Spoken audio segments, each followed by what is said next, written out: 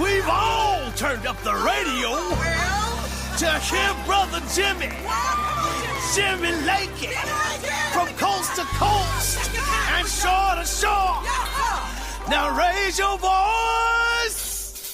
Oh, let us all Jimmy Lakey, get out of bed. Jimmy Lakey, raise your voice. Jimmy Lakey, hey, can't live without it with Jimmy Lakey. Jimmy Lakey. How you doing? Everybody's good? I was tapping my toe as well. I don't blame you. Tap the toe, sing along. How many of you know some of the lyrics after all these years of the Jimmy Lakey Mass Choir?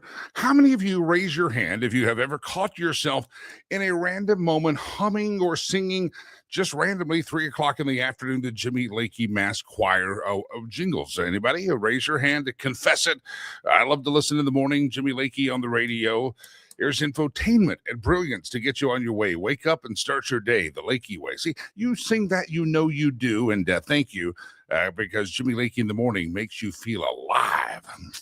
I like it. Tell the choir to sing it again in a moment. We'll get to that. Anyway, good morning, everybody. Happy Thursday. No, it's Friday. I've got the wrong sheet in front of me. Delilah, I thought you cleaned up this stuff. That's yesterday's. This is the new one, right? Ladies and gentlemen, let's look up and see the date.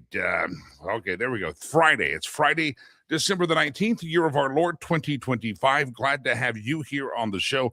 Jaime Lagos, Jimmy Lakey is my name, and a great cast of characters. The Friday before Christmas, and all through the house, not a creature was stirring, not even a mouse. Anyway, happy Christmas week going into a busy travel day today.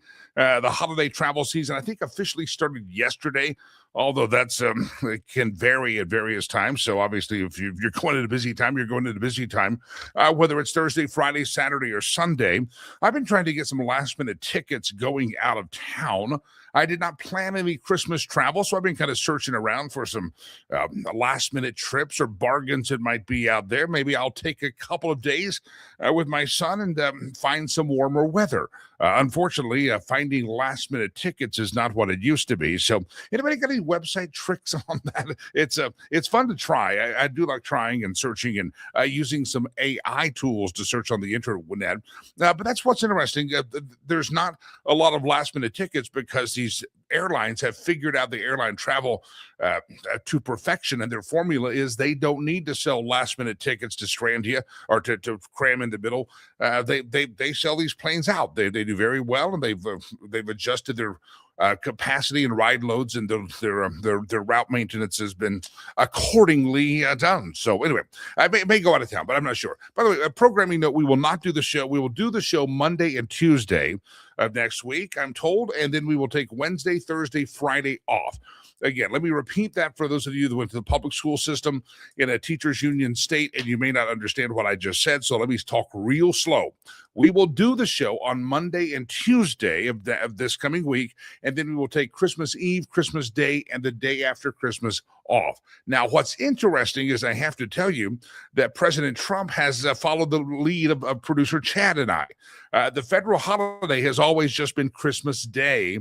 Well, Donald Trump, I guess, following the lead of producer Chad and myself and the Lakey Unleashed Streamcast, podcast, and broadcast, said, that's a good idea those boys have put out there. And so he has now ordered federal agency closed at the same time, so the Lakey Entertainment Towers and the Lakey Unleashed Streamcast, podcast, broadcast are going to be off the air as well. President Trump on Thursday, following the lead of producer Chad and myself, signed an executive order directing the federal agencies would be closed on December 24th and 26th, also continuing to be closed on the 25th. The order directs the closure of all executive departments of agencies of the federal government, effectively giving federal employees days off immediately before and after Christmas. Those days are now off. The directive applies government-wide, excusing employees from duties on those dates. Agency heads are authorized to keep certain offices or installations open, require employees to report to work if necessary for national security, defense, or other public needs. But that just shows you the size and the scope of what producer Chad and I are doing here, because we announced that we were going to take 3 days off for Christmas, and all of a sudden, boom, everybody in the federal government is going to get 3 days. So pat yourself on the back, producer Chad. Christmas is now a 3-day event, not just on this show, but it has become a national trend, and for that, we have to say you are welcome. Anybody up late last night? I was at a Christmas party, and I was watching my phone a couple of times, trying not to be on the phone too much at the Christmas party, but, it's kind of rude to do that, but I was distracted. Had a heck of a day yesterday, and I was noticing that the shooter at Brown University has been evidently apprehended, but he was dead when he was apprehended. Here's what we know about this guy. Authorities have identified last evening a suspect in last Saturday's mass shooting at Brown University. Left 2 students dead, 9 injured. At the finals week, all week long, it looked as if the Providence, Rhode Island police had no freaking clue. Also last week, there was a murder carried out of a renowned nuclear scientist at the Massachusetts Institute of Technology, which is MIT. Well, the shooter that they think was now connected to both of them was found dead Thursday evening. Authorities announced a press conference briefing last evening. I came home from the Christmas party and was up watching these press conferences that have been recorded on my devices, my television. This guy is a Portuguese national that was here on something, and this is the part of the story that gets me. I'm all for, I understand there's people that come over and they study here and they go home. Well, evidently, this cat had been here since, he'd been here a long time. I read a couple of different tales on the dates he got here. He studied at Brown University. They have not announced a motive. Now, let me go back up. I want you to go back earlier this week, and I want you to listen to the show that we had Nils Gravilius and Metz on, because they broke the story that the Saturday shooting, if you recall, was of a study hall, and it wasn't necessarily a class. It was a study hall, study gathering before their finals week, I guess, coming up, and he went into this building that was having the study hall for this class, and that's where he shot the 2 and injured the 9. And we were told, I believe, by Nils Gravilius this week that the professor of the class that they were holding the study hall was not present because it was only a study hall, but the teacher was only present remotely, according to Nils. The teacher was not on site, and that teacher happened to be Jewish and a big advocate of the Jewish nation and Israel. Now, we also know that this MIT scientist was also very big supporter of Israel, I believe Jewish as well. So is there a tie-in? I have not heard that addressed anywhere except on this show with Nils Gravilius and Michael Letts this week. I want to go back and watch that because they're trying to find the motive for this cat. Now, I want to come back to this dude that ended up doing the shooting here, and I want to just read something that I find quite peculiar in this whole story, is that Homeland Security Secretary Kristi Noem late Thursday night paused the diversity visa program. Let me let that sink in. We have a program in America called the diversity program, visa program. It allowed the Brown University shooting suspect to enter the U.S. and receive a green card. In an ex-post, Homeland Security Secretary Kristi Noem said the suspected shooter, Claudio Manuel Neves Valente, entered the United States through the Diversity Lottery Immigrant Visa Program. In 2017, it was granted a green card. The heinous individual should never have been allowed in our country, according to Kristi Noem. Noem said she was acting at President Trump's direction and ordered the USCIS, United States Citizen and Immigration Service, to halt processing all diversity visas and to ensure that Americans are no longer harmed by this disastrous program. If I'm reading this correctly, by the way, CBS News is reporting that Noem's announcement came after authorities concluded the day-long investigation in which the MIT professor was killed and students were injured and killed at Brown University. I want you to think this through. We have a diversity visa program. So we say America is not diverse enough. Really? America is not diverse enough, and so we need to have a lottery and have all the people that aren't old white people, all the people that aren't crackers out there, put their name in a hat, and we're going to dig them out and see if we can bring some diversity into America. I know that there's some communities you may live into, there's not a lot of diversity, but do we really have to import our diversity? You know what? We don't have it. You know, that color of dark skin's different. We need a little. We need some diversity here. We need a lighter. Think of that. We are granting visas to students here, not based on whether or not we actually have need for their skills or need for their services. And I know universities are making a lot of money off these countries paying for students to come here at full boat, at full tuition. But you have to ask yourself, why the heck would we have a diversity visa program? By definition, that says that we're not diverse enough. America is incapable. This is, again, I think the left of America. We're racist. We're bigoted. We're homophobic. We're a bunch of crackers running this place, a bunch of people running around in white privilege, and we don't deserve anything except to be punished, and we should bring in some terrorists. We should open the borders. We're not diverse enough. Think of that. Kristi Noem cancels a diversity visa program. Why? Why do we have a program that basically says we're bringing you in because we need more diversity here in America? Thank God they're shutting this down, but sometimes you have to scratch your head and say, why was it even going in the first place? Officials say this guy who killed himself, Valente, a 48-year-old Portuguese national, previously lived in Miami, was found dead by suicide in New Hampshire in a storage unit that he had rented. The diversity visa lottery was created by Congress in the 1990s, and it offers up to 50,000 immigrant visas every year to applicants from countries with relatively low immigration rates to the United States. So we say, you know, we've got 50,000 visas in the nation of Burundi. We haven't brought in a bunch of Burundians recently. We got to draw some Burundians out of the hat. Oh, we don't have enough people from Congo. We got to get some Congolese in there. We don't have enough people from evidently Portugal. And so we ought to draw the hat and see if we can get some more Portuguese in here. Critics have long argued that handing out green cards to a lottery runs counter to the merit-based immigration. Now, I want you to catch what's happening with this visa program that Congress enacted in the 90s. They draw the names out of a hat and say, you're the winner, and you get a visa, and you get a green card. You are totally able to just work here. And how? Because we drew you out of a hat. Yeah, there may be a little cursory screening. We'll make sure the background's good, the fingerprints work out. But you know what? You may be dumber than a box of bricks, and you may not have a lot to offer, but we're going to give you a green card anyway. This has been going on in America since the 1990s. The old phrase, the meritocracy, we're no longer in a meritocracy. We were just basically handing out diversity cards and say, you know what? I know you're not smart, and I know you have nothing to offer America. You have no skill that's marketable that we really need here. Matter of fact, your home country could probably use your skill, and you could make your country a better place. But no, we're going to bring you here, and we're going to give you a green card just because we're nice guys like that. This is what's been going on in America, and the diversity visa program at least is on hold. But I just want you to think of the stupidity of that program.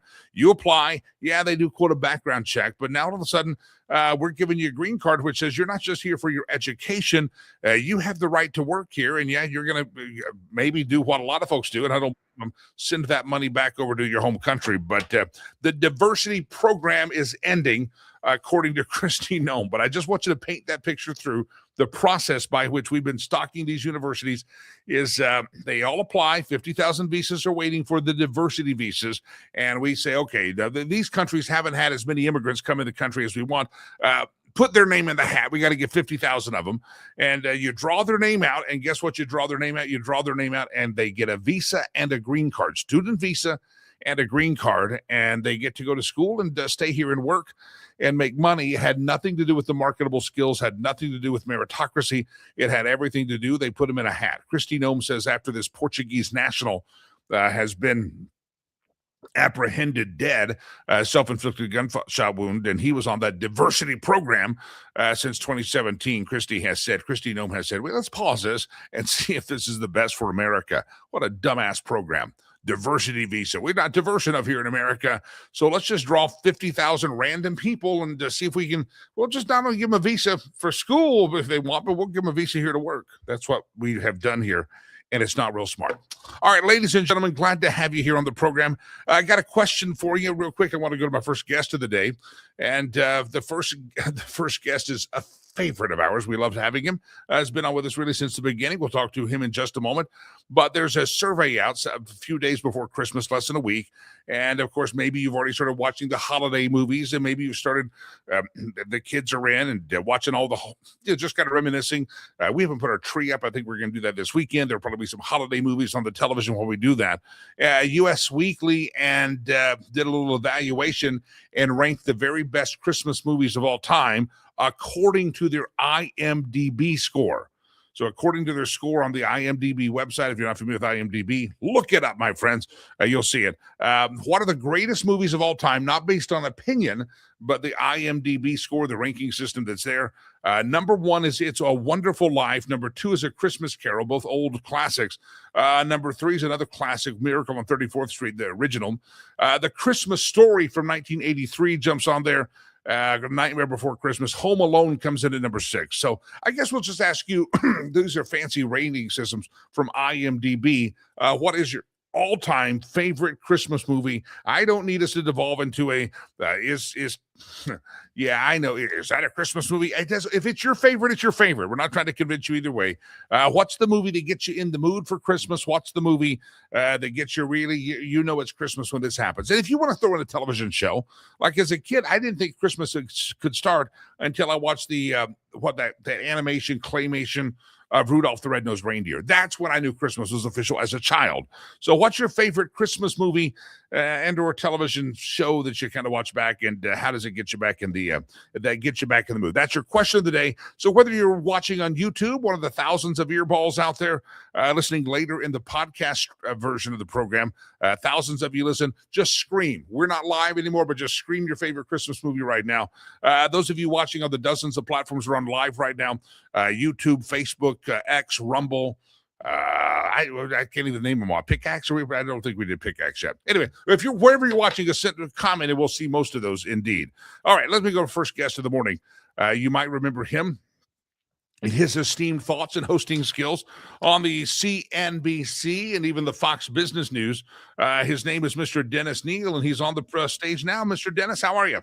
I'm great, Jimmy. And if I can just address your Christmas movie topic real quick, I got to tell you, man, first of all, yes, It's a Wonderful Life is by far the best of all time, because it does tell us, doesn't it, that we don't have any real problems. We've got to look at life through a better lens. We've got to realize just how rich our life is and how lucky we are, especially at Christmas. But then let's not forget the cartoon, how the Grinch Stole Christmas, and the cartoon Charlie Brown. Yeah. Those are two real wonderful films as well.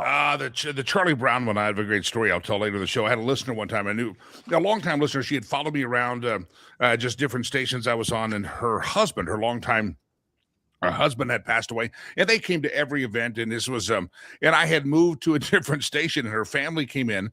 Her husband passed away, and she messaged my producer, like a caller. She had found me, and when her husband passed away, she said, "All I want you to do before you leave, set my computer so I can listen to Jimmy Lakey in the morning in a different state." And so they set it so she could listen. And she called up one morning crying, and she went on the air. "I want to talk to Jimmy. I got to talk to Jimmy. Her husband had passed away." And we had it queued up, and she listened. I said, her name was Darla. I said, "Darla, just stay on the phone. Listen to me. We're going to encourage you with some Christmas." We played the Charlie Brown Christmas, some audio from it. And I went over to Darla, and she goes, "That's what I needed to hear, the real Christmas." She's crying on the phone. It was good radio, but it was accidental. Right. Nice. All right. Sorry, I digress. Darla, she passed away recently as well. So anyway, all right, let's dive into this. Dennis Neal, you have a new book coming out called Oregoners. And you're worried about Oregon going the way of New York City, socialism sweeping America. First of all, let's dive into this thing, talk about the book. Well, yeah, it's going to be months before it comes out. I'm smack in the middle of writing and researching now. And really, Jimmy, my timing could not be better, because this is in the news a lot. And for the first time, really, a lot of rank and filers in Oregon are really rising up and pushing back and making themselves heard. They're sick of this, what's been going on. Let me just rattle off a litany of problems for you, okay? They have a housing shortage. They have homeless that's 4 times the national average per capita in the Portland area. They are losing population, and that's going to continue for decades, where they have more deaths than births. They're losing rich taxpayers. The 1,000 richest, highest earning taxpayers in Multnomah County was tracked by the county, and 300 of them have left within the past 3 years in response to this new preschool for all tax, in which people who earn more than $250,000 have to pay this tax. No one else does. But then these rich people who pay it, they're not allowed to send their kids to the preschools. And the fund has something like a $500 million surplus that's collected already, because they can't spend it fast enough, because they don't even have the schools ready to receive it. They've only enrolled 2,000 kids. You know, crime, cops in Portland take more than 20 minutes to respond to a violent 911 call. Just the quality of life is heading down. It's what one economist I talked to is, threatening to turn into a doom spiral. And how do you pull out of that? Well, people are starting to fight back. You now have the governor passed a new Department of Transportation tax increase, and suddenly, in a matter of weeks, almost 200,000 signatures were collected by volunteers in Oregon to oppose this tax and put something on the ballot to try to undo it. They only needed 72,000 signatures. They got almost 200K. It's fascinating to watch these states that have been turned blue, like my state of Colorado here. We have taxes on this, the preschool for all of that. And then our governor says, well, we can't raise taxes without a vote of the people. It's part of our law here. And so he calls it a fee. And he goes to the Colorado Supreme Court, and they say, oh, if it's called a fee, it's okay. If it's a tax, you got to get a vote of the people. So we have been taxed/feed to death here. It's encouraging to see that another state that has taxed themselves to death are now saying, okay, maybe we should lay off on some of these taxes. It's encouraging that they're finally getting their heart right there. Well, Portland, for example, has the second highest taxes of any city in America, after only New York City, where I live, where I've been for more than 40 years. But people in Oregon told me, hey, the thing is, Dennis, we pay high taxes and get terrible results. Okay. I mean, our police don't show up. If our car gets broken into, they won't even come to visit us. We have to just go on a website. In New York, in Times Square, you guys have observation towers. If somebody messes up there, man, the police are on them right away. Whereas Portland has cops at a 1993 level. They're at only 1.2 cops per 1,000 people, instead of the national average of 2.2 per 1,000 people. And there's a proposal that says, oh my gosh, we've got so much extra money for climate change that we're not even spending. How about we divert 50 million over, and we go from 800 cops in Portland to 1,200, a 50% increase. And yet the city council, which is dominated by socialists, opposes this because police bad. Yeah, it's so bad we have to defund them. Then we wonder why our crime goes crazy. It's Dennis. It's one of the things you see in Oregon. I'm sure you see it in other places as well. If we tax people, it's going to be good, and we're going to create some kind of a utopia. And yet, the higher the taxes go, the worse it seems to get, because the higher taxes, Oregon and other states are actually losing billions of dollars, because some people say, to heck with it, give me a U-Haul, I'm out of here. Yeah, in fact, in the metropolitan Portland area, they're losing, one economist told me, over $1 billion per year in income as people move out. And there are older people there worried that their grandchildren and children, they're never going to see them, because to find jobs, they're going to have to leave the state or leave even Portland for neighboring counties. And one guy told me, it was a pretty smart thing. He said, you know what? Every other entity in life is judged by outcomes and results. But in government, you're judged only by, do you get reelected? In Portland is such a Democrat majority, supermajority state. And the Democrat Party, in turn, is dominated by donations from 4 public employee government worker unions.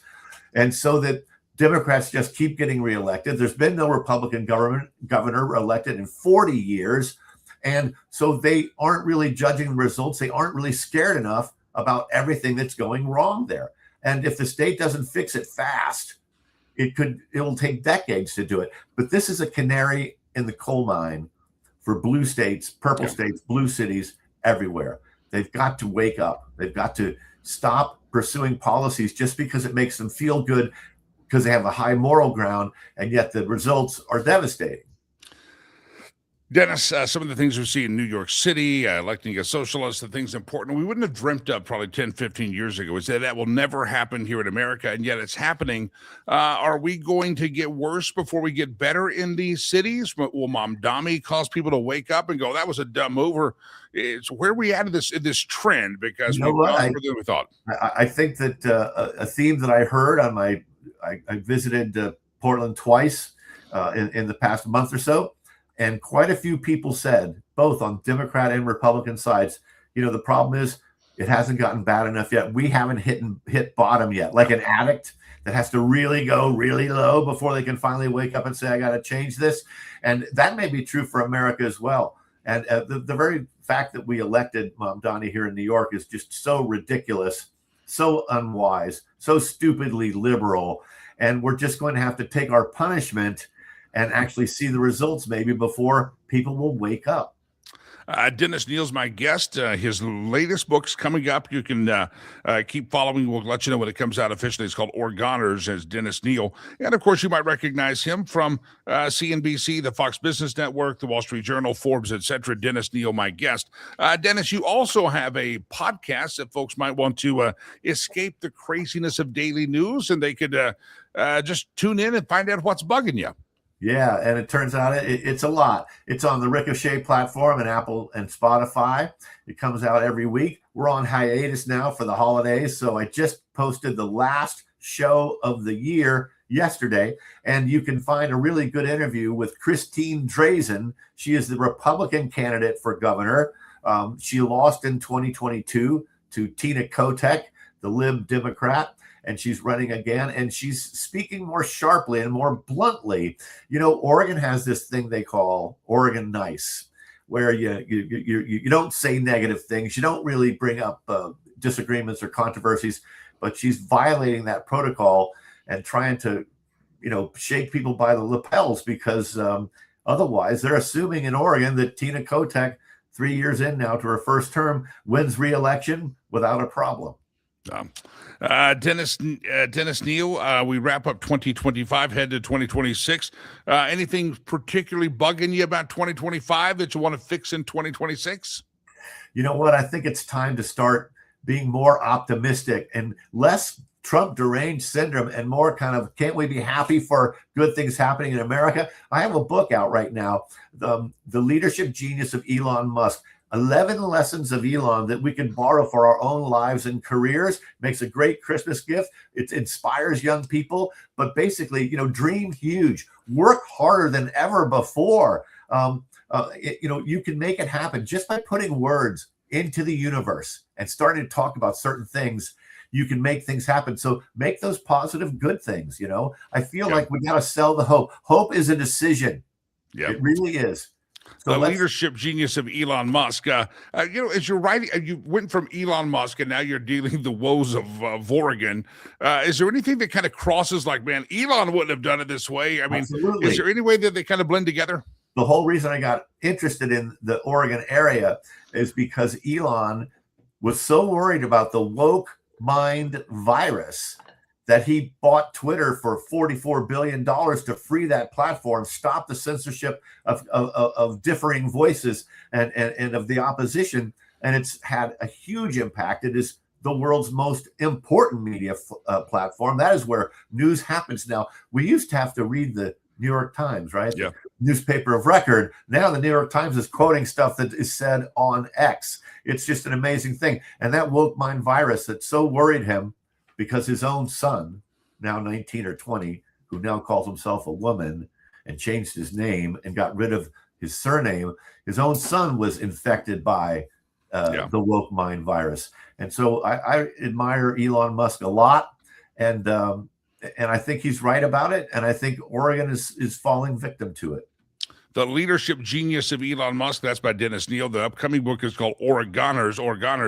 And Dennis, you're also the What's Bugging You podcast. Folks can follow you online. I'll let you tell them all the places they can find the esteemed Dennis Neal. Yeah, well, check out Instagram. I've got a following there, and also on X at Dennis Neal. It's Kneale. Follow me. Your lives will never be the same. My life has never been the same since you started coming on the show. So, Dennis, thank you. Have a great Christmas and holiday, sir, if I don't talk to you before.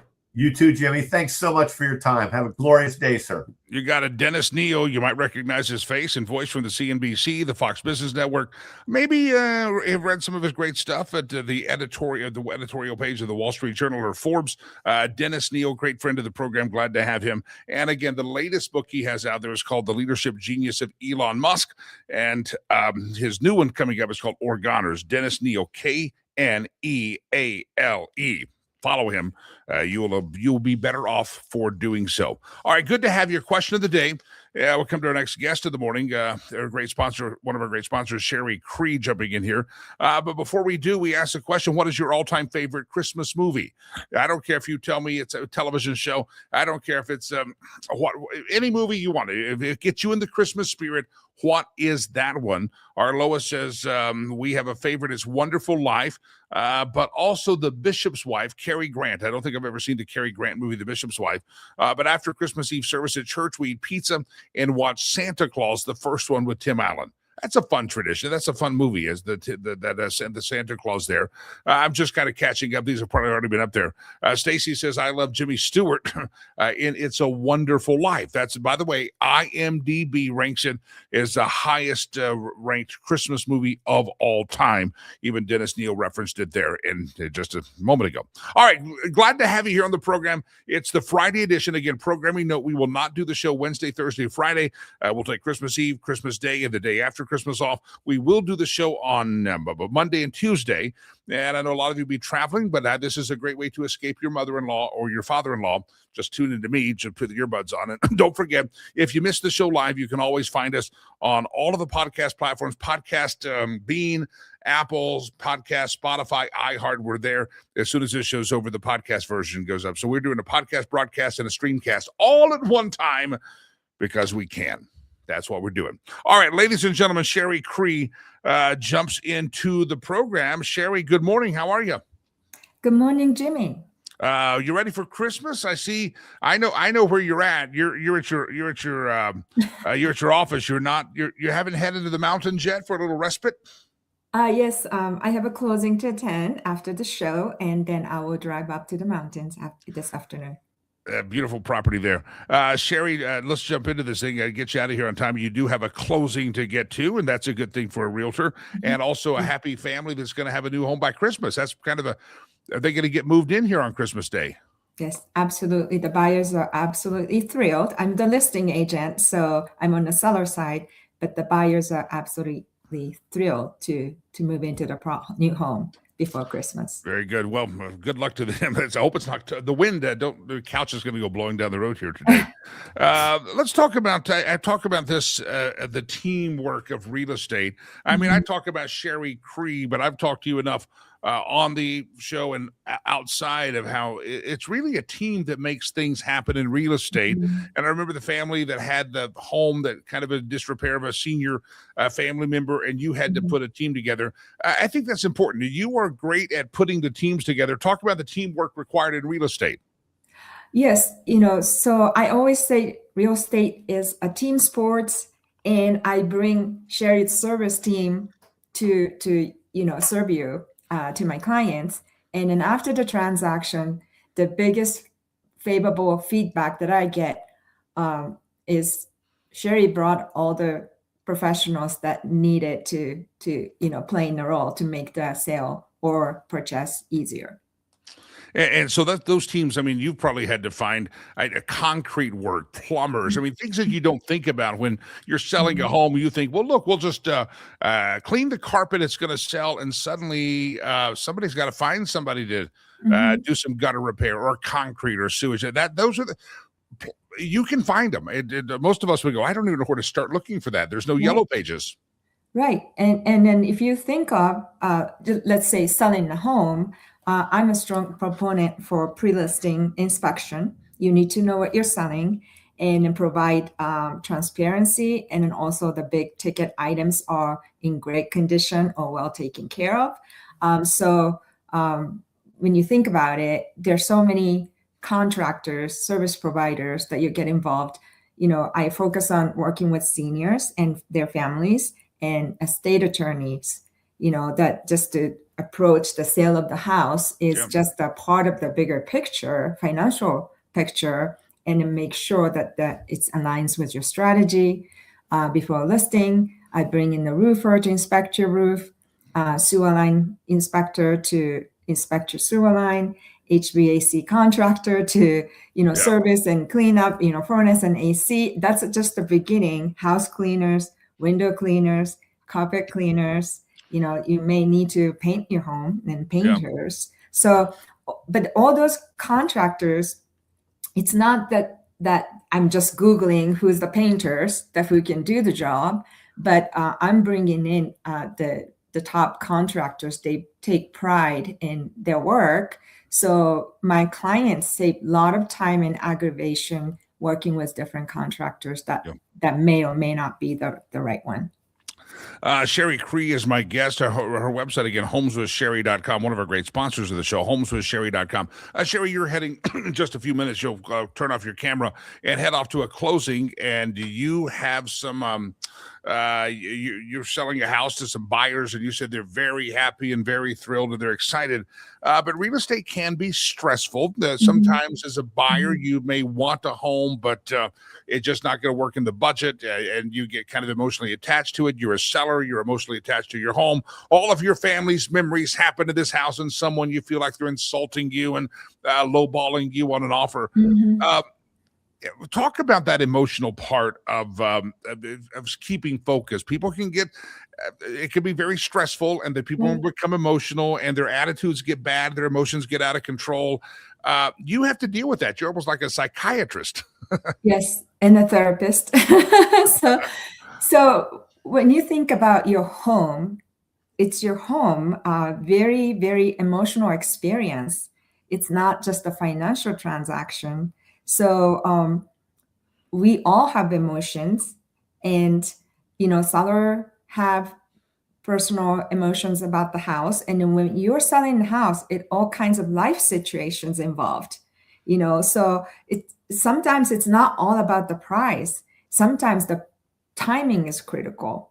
Or I deal with all different life situations, like you're getting divorced, and then you're in a very stressful emotional place, and then you're selling the house, and then you have to agree with the accomplished sale with soon to be or ex-spouse. So that's high stress. And then also I helped the seller dealing with the terminal cancer. And then they own a big home, but they wanted to liquidate and then use the fund to enjoy life before they start the harsh, treatments, and then, free themselves from responsibility. It comes with owning a home. There are a lot of responsibility. So you have to remember, with the residential real estate, it's a life experience. It's emotional experience. And then as an agent, our job is to care for our clients of their emotional needs throughout the journey of selling or buying, and then support them through the process, and remove the transaction to be highly emotionally charged. And I always talk with other agents, like seller wants to sell, buyer wants to buy. We're going to represent our clients, whichever the side we are in. We negotiate differently to, of course, represent our clients' interest. But our job is to keep the process, in check, and then also our clients support our clients' emotional journey. So agents shouldn't be really about themselves. that, some of the agents are really, highly charged. Yeah. We're not fighting, we are facilitating and helping our clients accomplish what they're trying to do. That's something that a lot of folks don't think about as well, that if you have an agent, maybe flashy and they may be very aggressive, but that person can tick off the other people. I mean, you've got to have somebody that can bring both sides together, even if they're trying to get the best deal for their client. I'm guessing you probably have had that maybe some another realtor or family across the table, you're like, oh, let's look for another house. I mean, they can literally kill a deal with bad skills like that. Yes, the buyer and seller, why are they not directly dealing with the sell and buy? Because they need professionals representing them in the middle to make sure the transaction, find the way, if there are some obstacles come along the way, find the way to closing table without arguing or hating each other. It's nothing personal. And then what makes me laugh is, do you remember maybe, 5 years ago, it was super, super ultra sellers market. Yeah. The moment you put a house on the market, tons of people come and fight over the house. And then you get 10 offers in one weekend and they are pick me, pick me, pick me. And then all the buyer's agents are complaining how, arrogant and irresponsible and non-communicative the listing agents were. And then the listing agents were pounding their chest saying like, hey, I sold so-and-so's house in a record time in one day. And then we got 100 grand over asking. It's not really the agents, egoistic, pounding chest kind of thing. It's, making sure your seller understands that market dynamics and get the best out of it. And, nowadays it's leaning towards the buyer's market. And then I see the buyer's agent, when I'm listing agent side, kind of insult us like, well, it'd be stupid of a seller. We're offering this low ball offer, but it would be stupid of your seller not to take it, or they're greedy if they want to asking price and wait for a better offer. Or, like I said, you don't have to call my client stupid or greedy. This is just a transactional. And then we are aware of the market dynamics. Sure. So negotiation is not fighting. Negotiation, it doesn't need to be insulting. Negotiation is understanding the circumstances and market conditions and get the best out for your clients. HomesWithSherry.com. HomesWithSherry.com. Sherry, we will talk soon. I wish you a very, very, very Merry Christmas. I got word yesterday from your people. I won't say who your people are. That you were matching the first $500 of donations for Rivers Promise yesterday, and yes. we got those donations, and then your people, we know who that is, said I should let Sherry Cree know that I committed her to matching donations. So no, I'm matching donations. Did you reach your goal? Yeah, we did. We hit it, but I was laughing. I told producer Chad, I said, I hope Sherry got told that she was committing to match funds. Yeah, I'm always in support. Yeah. Sherry, you're a great supporter of Rivers Promise. We appreciate you. I wish you a very Merry Christmas. Congratulations on the big closing. You just sold a house, and now you'll take a couple of days. But if folks want to have that conversation, I know it's holiday weeks and stuff like that, but that spring market, that first window is going to be coming up soon. Folks need to be in touch ASAP if they're ready to move in the spring or buy in the spring. HomesWithSherry.com, HomesWithSherry.com. Sherry, we'll talk soon. Merry Christmas to you, and congratulations on your big closing. HomesWithSherry.com. Off to a closing she goes. Hey, don't go anywhere. Doug Giles is coming up. Yep, Doug Giles is going to be up. My brother from a different mother, Doug Giles, will be here in just a bit, and we'll talk to Doug here. Question of the day is, what is your favorite Christmas movie? Your favorite Christmas movie? What is it? A lot of folks voting on It's a Wonderful Life, and I think that's a fantastic Christmas movie. And I don't really care, it's Die Hard a Christmas movie. Yeah, if you want it to be, it is. It doesn't matter to me. Every year people want to get the fights about what are Christmas movies. If it gets you in the Christmas jolly spirit, God bless you. I'm glad that it does. And so let us know what your favorite Christmas movie is. By the way, I see Stacy once again commenting on my shirt. It's a red shirt in honor of Christmas. Yesterday, I had some friends gaslighting me. Look up the original meaning of the word gaslight, and where they tell you something's not happening when you know it is, or they tell you something's not true when you know it is, or it isn't true when you know it's not, all that stuff. So I was getting gaslit yesterday because I had a blue shirt on. And it had, you could say it had some green, but you don't get blue without green, yellow and blue. You don't get green without blue, I should say. And so I had a couple of friends really busted my chops and say, you got a green shirt on. One of them even went and said, that is the same color as the Philadelphia Eagles wear. Well, listen, nobody wants to dress like a Philadelphia Eagles fan. And I looked up the shirt and where I had bought it, and it was described as a blue shirt. And I said, see? And they were gaslighting me. Jimmy, you're colorblind. Gaslighting me. Insulting they were. They really were insulting. And that's okay. They'll have to stand before the Lord one day for their insults. But they were gaslighting me. So I had to go to the store, and I asked 3 random people, females who tend to know colors more than dudes do. I said, what color's my shirt? They says blue. Shook my head and said, I'm getting gaslit. They were trying to convince me all day that I had a green shirt on, and I did not have a green shirt on. Now, so you say it looked good on the camera. Don't worry about the camera. This shirt actually is not red. It's yellow. No, the camera sometimes colors and lightings can change and stuff. Even the reasonable people.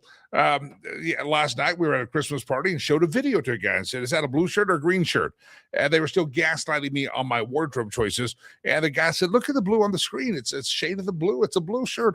Anybody that has reasonability and doesn't have mental illness knew that was a blue shirt yesterday. And they were gaslighting me. I even stopped 3 random people at the store and said, ma'am, excuse me, what color's my shirt? It's not a pickup line. I don't want nothing you're offering there, baby. What color's my shirt? And then I came home, my son, who is very fashion aware, came home with him, and I said, son, I want you to give me an honest answer. What color's my shirt? And he was in the television room, and he was watching a little dark in there. He turned on the light, looked at it, took his phone, lit it up. He goes, that's a blue shirt, Dad. Because he knows I struggle with my colors as well. So anyway, for those of you who give me a hassle yesterday about a green shirt, lump of coal in your stocking. Lump of coal in your stocking is what you're going to get. By the way, if you're not in the Christmas spirit yet, I have some ideas. I have some great ideas. We'll get some news stories here as well. But there's some suggestions that come out. One of those could be to watch that favorite movie of yours. How do you get in the Christmas spirit? Watch Charlie Brown's Christmas. I think that's a fantastic way to get in the Christmas spirit. And you don't have to commit a long amount of time, but you can really enjoy it. There's another list out here about how to get in the Christmas spirit. They say play some holiday music. That's a good one. The Christmas Story or Elf, something on that list can be good. Elf's another one. The Santa Claus is fun. Plan one small holiday event. Maybe go to an event. Yesterday, I'll be honest, I had this invite to a party, and I had a very big day of I'll call it a stressful day, just doing other things and fundraising and just trying to get our end of the year goals met for Rivers Promise. And I was kind of said, I'm not going. I've got work to do. I'm going to sit at my office and I'm going to work. And then it hit me. I said, you know what? I got to go spread some Christmas cheer. So I last minute showed up at a party that I had RSVP'd no to, and I said, I'm coming anyway. So I went there. So sometimes getting out of the house, if you have the holiday doldrums and you want to get in the holiday spirit and you're not feeling it at that moment, I was not feeling it yesterday. I'll be quite honest, yesterday afternoon. So if you go to the party, and even if you don't want to, and I actually knew that if I don't go to the party, I'm at least going to have to go back to the store because I was a little stressed yesterday. Anyway, do something nice for someone else can get you into Christmas spirit. Make a donation to a good cause. We give you lots of good causes on this program. Just to know that your little donation, a small donation, is going to go a long ways. Take some food down to the food bank.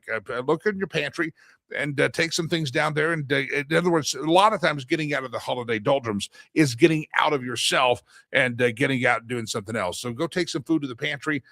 From the pantry to the food bank, that could be a good thing. And yes, maybe you might want to look at the old photos or reminisce a little bit, but sometimes that can bring about some bad emotions. But number one thing on the list that they have on this website is a lot of times it's looking externally, not internally, because sometimes we look at internally at Christmas time, not to get psychological here, but that's kind of the problem. We start looking at ourselves going, yeah, you didn't work on that one. Yeah, so go outside, bro. Take the food Go to the church service. By the way, our church is having, I'm going to this, producer Chad and I attend the same church. He's going this evening to the Christmas Eve service, and or the Christmas services, I should say. It used to be on Eve. It depends on the time of the year. And then I'm going tomorrow to the Christmas services, and then they take the week off, and they give the staff and everybody a week off for the Christmas season, and that's a good thing. Anyway, get yourself in the Christmas spirit, and maybe by telling us what your favorite Christmas movie is. And some of you have some very nice traditions with the Christmas movie. Anybody hear this story? I'm not a big NASCAR fan or follower, I should say. I don't mind NASCAR.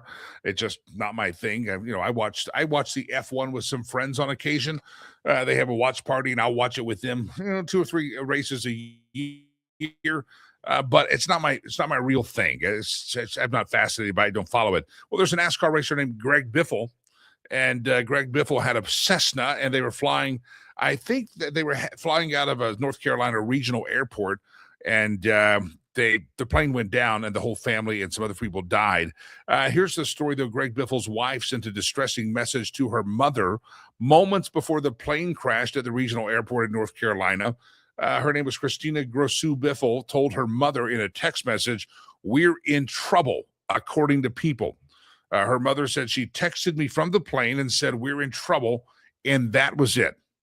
The unimaginable tragedy took the lives of 7 people, including former NASCAR star, his wife, their son Ryder, his daughter Emma, Dennis Dutton, Dennis's son, Jack, and Craig's Wadsworth.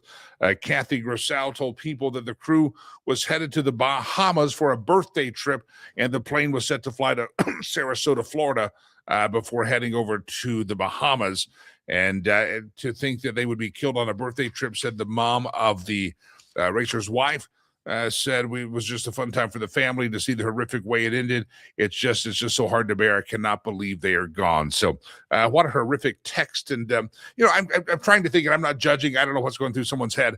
I'm surprised you're able, if you know your plane is in trouble and things are not looking good, I'm surprised you're even able to get that typed in there. And that's amazing. But may they rest in peace. And what a horrible tragedy. Again, former NASCAR driver Greg Biffle, his plane crashed with his family, killing the entire family yesterday in North Carolina. Also, we have this breaking story that we're continuing to find out about the Brown University shooter that was caught. Evidently, the final tip came. Now, catch this. Brown University not just heard all week that part of the campus didn't have cameras, but we're also now finding out that one of the tips they got was from a homeless man in the area. And evidently the homeless man, since there's no cameras, and that's one of the buildings at Brown University that doesn't require a key to swipe into it, the homeless man lives in the basement of the building. It's like, what kind of Ivy League institution are you running there in Providence, Rhode Island? But they got the tip, and the guy is a Portuguese national that was here in a diversity program, because evidently our immigration services haven't thought that we have enough diversity. So we import diversity on a random sweepstakes / drawing type thing. And in doing so, we're just importing people, not meritocracy. It's not about what they can offer the country. It's just we're just importing them for no reason. Give me your thoughts on this one. This is an interesting story that happened yesterday. I sometimes cringe because I know the response is what the response will be. But the Kennedy Center, most of us in real world don't ever think about the Kennedy Center. But I think for people in Washington and people in New York, they're very big into the theater, and they're into these centers, and it's prestigious is what it is. Most of us have never thought about the name or the repair or the maintenance of the Kennedy Center, but Donald Trump has made it a big priority. It's a place where they have the Kennedy Center's honors, in which the celebrities get together and pat each other on the butt and tribute to each other. It's kind of an elite type of place.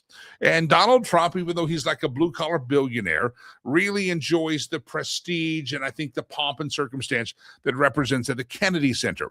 So he put Richard Grinnell in charge of the Kennedy Center, and it was named to save the center and just kind of oversee it. He's a special envoy for Trump.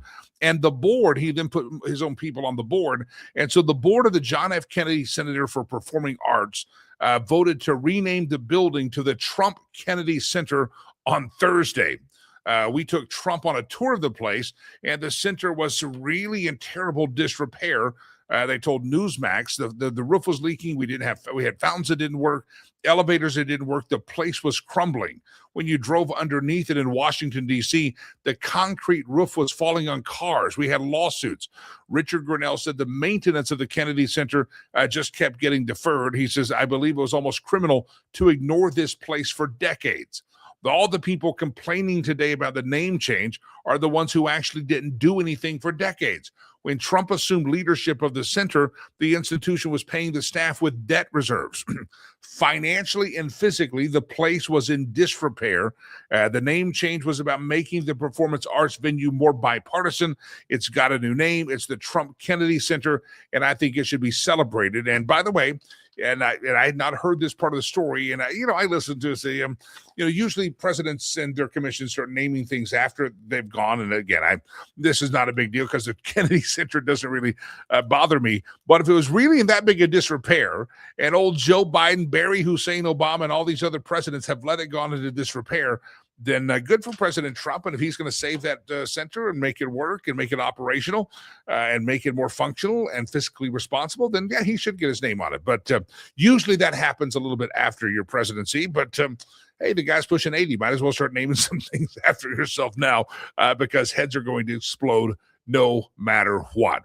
Speaking of redecorating, the president has been rather controversial because he's been doing some redecorating of the White House, putting gold trim up there. And he also has this presidential walk where all the presidents are lined up in their photos. You perhaps have seen that. Well, President Trump, knowing how to be the best troller in the world, he can troll people and he pokes the bear a little bit. He took some not so subtle swipes at his predecessors with new plaques below their portraits in the new Presidential Walk of Fame. So they established the Presidential Walk of Fame, and then he said, well, let's add some plaques there.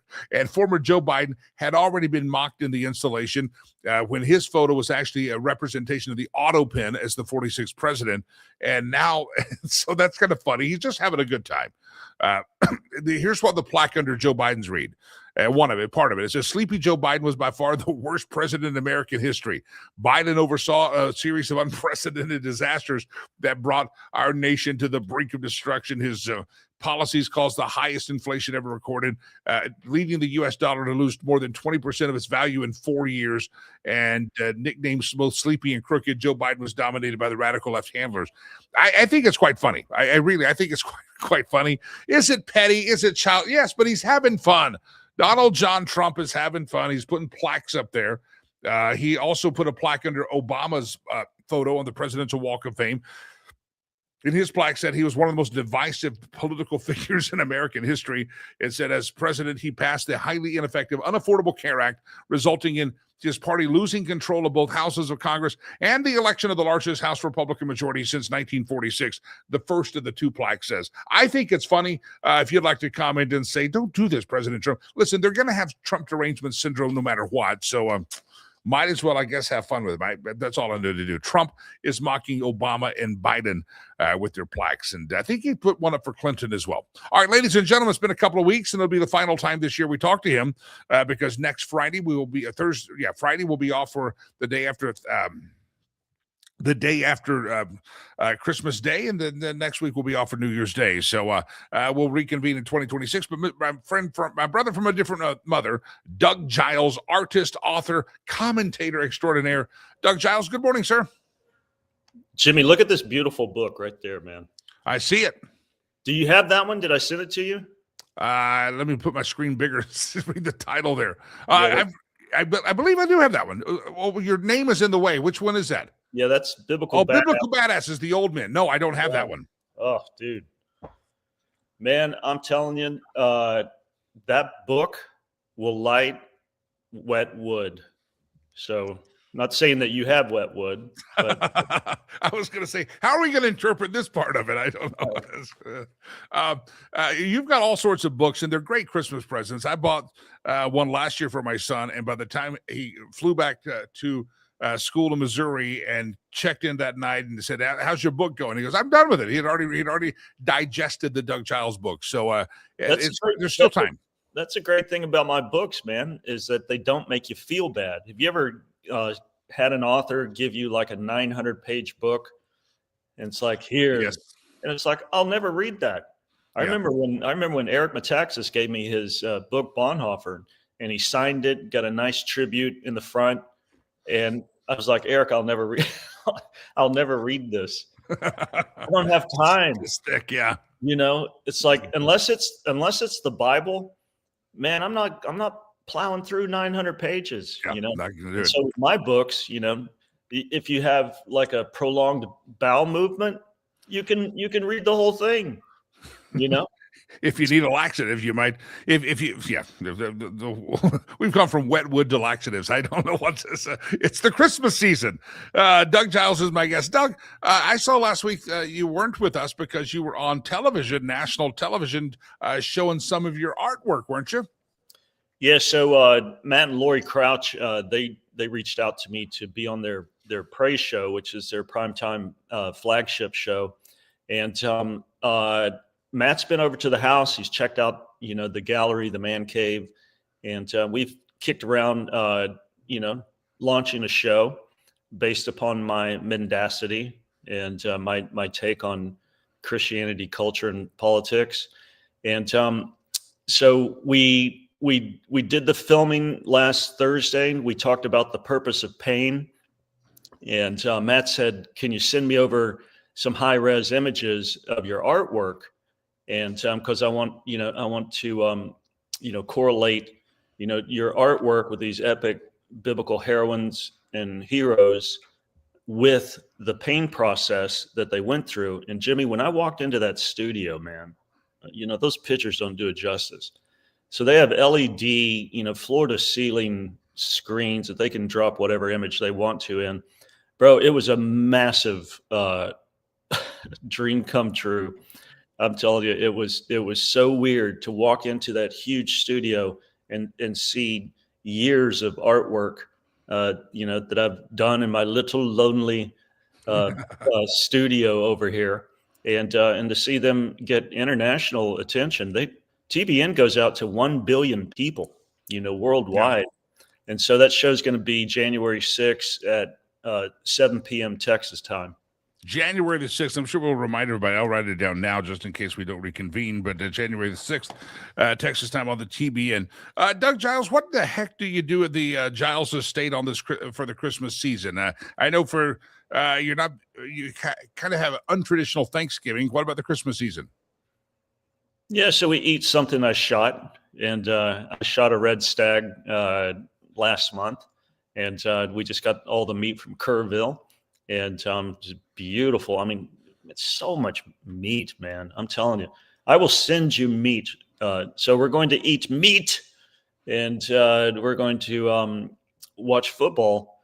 And like you know, I had this guy the other day on a podcast. Like, so what do you want for Christmas? Like, what?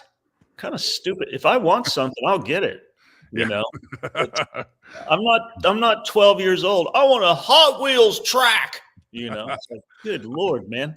So I was thinking about it. It's like, you know, okay, so for Christmas, like, if you really want to know what I want 3 things: peace on earth, goodwill towards men, and a machine gun. That's it. That's all. I'm a simple man. and I like it. Doug, let me ask you this question. This is kind of a news story here, but this Brown University shooter, turns out he also shot the MIT professor, got a weird guy. But I didn't know this. We have something in America called a diversity visa program, in which every year we have 50,000 visas that we give out to people that we don't. It's not meritocracy. It's a lottery. It's a drawing system, and they don't just get a visa like for school. It's like a visa with a green card, and it's called the diversity program. That's all it's called, the diversity program. We look at all the countries that we didn't bring enough of them in for, and we bring them in here. Christy Nome says no more diversity visas. What the heck's going on? We're giving diversity visas. Yeah, it's just the lame gayifying of the United States of liberal acrimony. And, you know, with these diversity things, we get all kinds of weird critters that are not going to assimilate. You know, this is a melting pot, and their little chunks of stew are not going to melt. And you get bad actors in, like that cat from Portugal that shot. Yeah. I think the girl was I think that was an assassination. I think that was a hit. I mean, what are the chances that the white, blonde-headed, blue-eyed Christian girl, conservative Christian girl, on an incredibly liberal university, probably the most liberal university, in the United States, that they don't grade, they don't give out grades there at Brown University, that this gunman comes in and just strafes her with 9mm rounds, and Yep. I think that was intentional, and but we're not going to get squat from Providence and Brown University if there's any kind of non-narrative affirming details coming from this thing. So I heard we had one of our guests, Nils Gravilius and Michael Lutz, this week. They said not only this MIT professor was killed, who's very pro-Israel and I guess Jewish, the professor of the class that was meeting for study hall on Saturday was also, they heard from their sources, were Jewish and pro-Israel, or at least Jewish, and but they happened, because it was a study hall, they weren't there on premises, and so could it have been they were going for two different professors and the Christian girl? I don't know, but fortunately that other professor wasn't on site because it was just a study hall.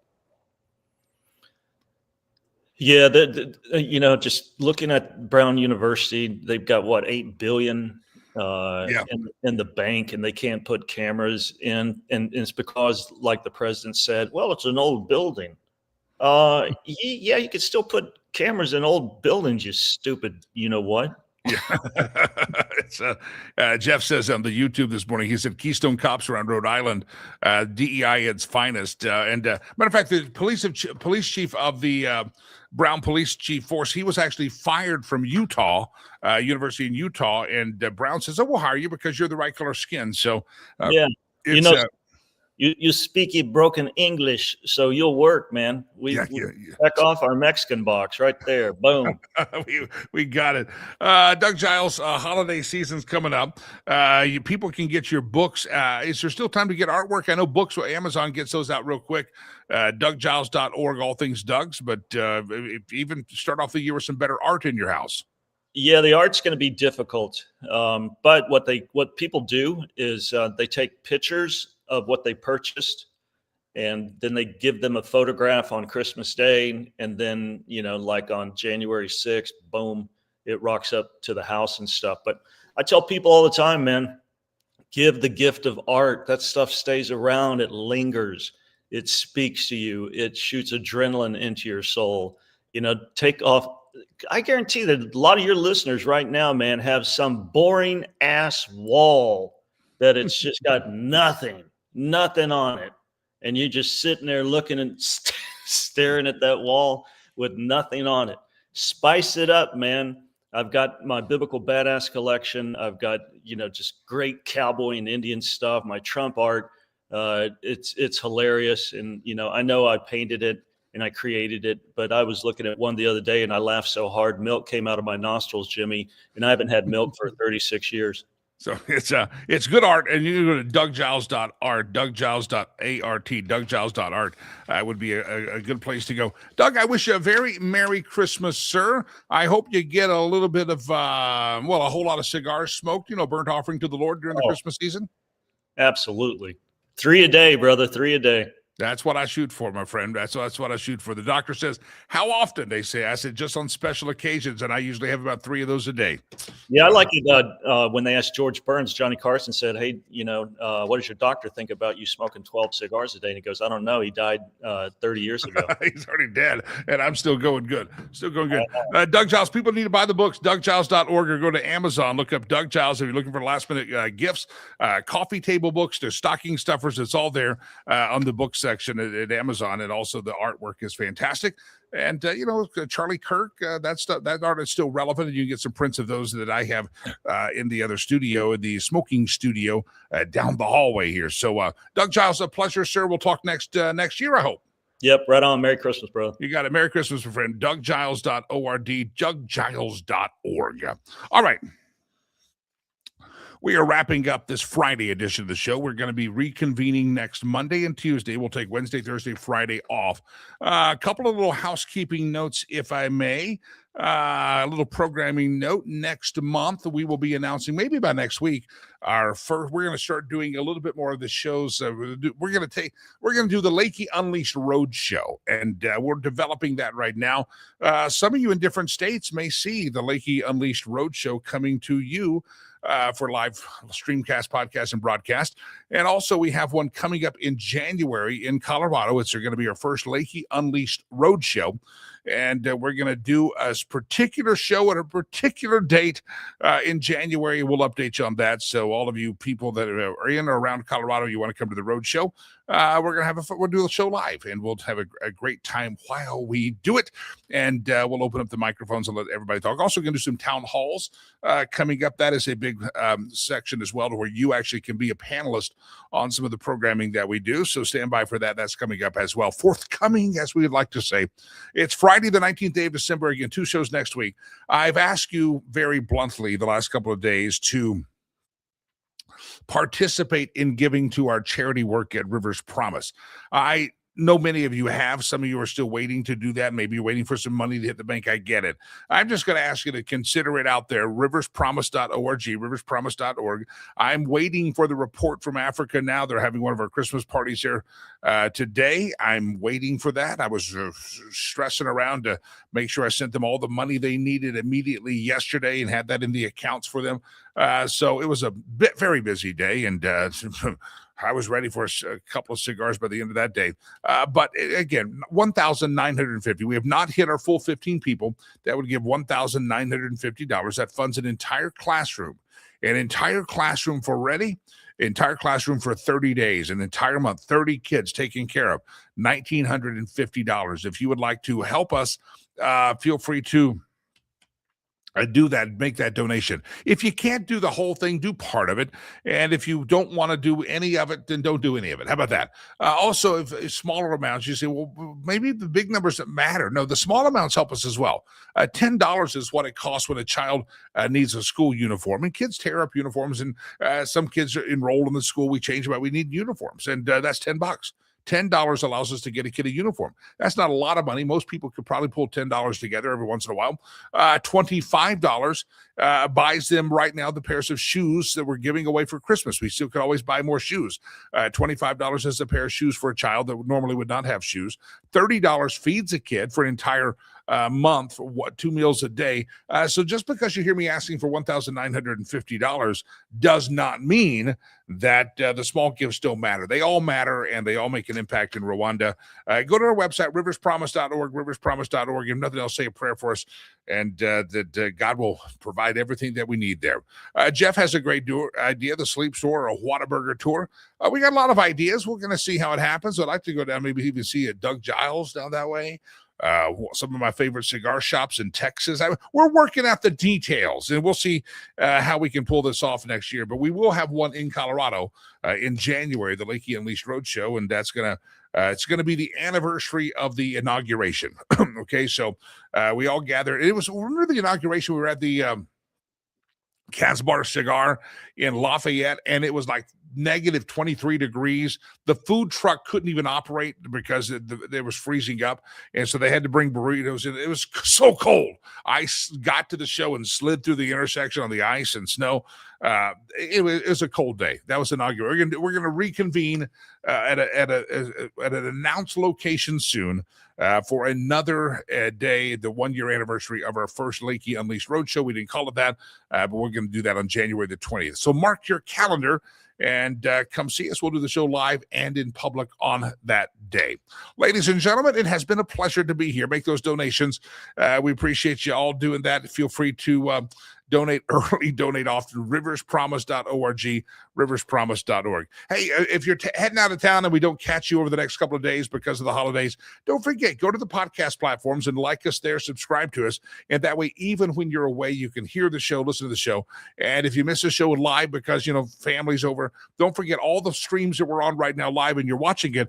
They should be in the history, and you can go back and watch it again, or just listen to it audio podcast, Apple Podcast, Spotify, iHeart, Podbean, all the places that fine podcasts are paying attention to. You can find it there. Ladies and gentlemen, I'm in a red shirt today, and you're welcome. Don't tell me it's yellow. It's not. It's really red.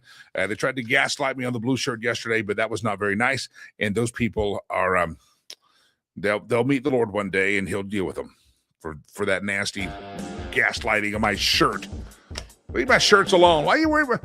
Listen, I see how some of you people dress. Why are you so worried about my shirts? I've seen your fashion senses. You might want to work on that. Clean up your own closet before you work on mine. Get off my lawn. All right, ladies and gentlemen, it has been a pleasure. Oh, hang on. We got to do the memes. Somebody remind me we got to do the memes. Lady, the stolen meme section of the show. Pause. False alarm. See, this is why producer Chad is good. He sends me a message that says, memes, dumbass. That's what he didn't say that. He thought it, though. All right, here we go. Sorry, I got so wound up in that. Round and round my globe is broken. It's a sign. Round and round the globe we go, where we steal the memes from. No one knows. It's Dr. Jill Biden making an appearance on the screen. Ex-Biden staffers refute Trump's autopin accusation by posting the photo of President Biden hard at work in the Oval Office. Was it the autopin, or was it Jill Biden making all those crappy decisions? If it turns out that it was Jill Biden making all the decisions in the Biden administration, it doesn't go well for it proves maybe why America was not ready for a woman president. I say that in jest. America doesn't mind if it's a woman president, as long as it's not that woman as the president. Here we go. Round and round the globe we go, where we steal the memes from. No one knows. Here's old Cory Booker to show solidarity with trans kids. Cory Booker is getting his vagina removed. That's funny. Merry Christmas, Cory. Round and round the globe we go, where we steal the memes from. No one knows. It's the Wizard of Oz. But how do you talk without that brain? And this Dorothy asks, and the Scarecrow says, I'm a Democrat. Yeah, that's true. I talk without a brain. Round and round the globe we go, where we steal the memes from. No one knows. This just in. Democrats claim Venezuelan drug boats are manned with elves delivering Santa's presents and should not be shot. Yeah, what is it the Democrats have with drug runners? And it's a criminal enterprise, that Democrat Party, isn't it? Their elves are just fishermen. Anybody seen a fisherman that goes that fast in a speedboat? Yeah, I don't think those are fishermen, my friends. I'm not much of a fisherman myself, but slow. Don't scare the fish. Round and round the globe we go, where we steal the memes from. No one knows. When you realize that your wife wasn't crazy till you met her, so maybe you did make her that way. Yeah, we have that look. You made her crazy. Why is she so crazy? Well, you married her. Well, she wasn't that way when I married her. Yep. 1 + 1 = 2. You're welcome. Round and round the globe we go, where we steal the memes from. No one knows. Santa said I would shoot my eye out with this thing. I told him to shut his commie liberal mouth. There's a Christmas Story reference for you. That's just a funny movie. I don't like it, but I love it. It's one of those things I'm like, I don't want to watch this because it's so dumb, but it's so good. And I just don't know what to do. All right. Round and round the globe we go, where we steal the memes from. No one knows. Vince the sign guy has an advertisement that says, does carrot cake taste like boogers to snowmen? That's just... That's like, I don't know if that's a dad joke or a third grade joke. I'm not sure. Delilah, I'll explain it. A snowman has a carrot for a nose. Did you ever see Frosty the Snowman? You're a communist. Round and round the globe we go, where we steal the memes from. No one knows. All the way from China, we've stolen all the intellectual property we can, and we're not going to do any more today because Chinese get very mad, and if they get any madder, they may release a virus on us, and you don't want that. All right, ladies and gentlemen, I got my red shirt on. I'm going to go to take my day job at Target. I'll see you in the toy section. No, it's actually an idea, Delilah. I could go work at Target and see how that works out for me. That's a question today. What section would you want to work in Target? I hadn't been to Target in so long, I don't even know. But I'm going to go work at Target the rest of the day. And for that, you're welcome. Find me there. I'll be there. I'll be in housewares. Mr. Lakey in housewares, you have a call. Lakey in housewares, you have a call. Somebody just posted something about it. I didn't see it. Start a new Jimmy on the shelf with your bobblehead. I went to a Christmas gift exchange last night, and I wasn't planning to go to the party. I was really not in the mood. Well, I made myself get out and go to the party, and I went to the party last night, and I just grabbed a bottle of bourbon that I had that was unopened, and I grabbed it, stuck it in a bag. And I think it was the best gift of the night, honestly. I think I'm like Trump. I brought the best gift you've ever known to mankind, because what I got were socks laced with aloe vera. I don't know. Somebody got the whiskey from me, and I realized I should have just taken him a Jimmy Lakey bobblehead. Everybody have a great weekend. Lakey on the program. And I'll see you tomorrow, Monday morning. Good Lord willing, the creeks don't rise. God bless you. God bless America. Jimmy Lakey. Peace. I'm out of here.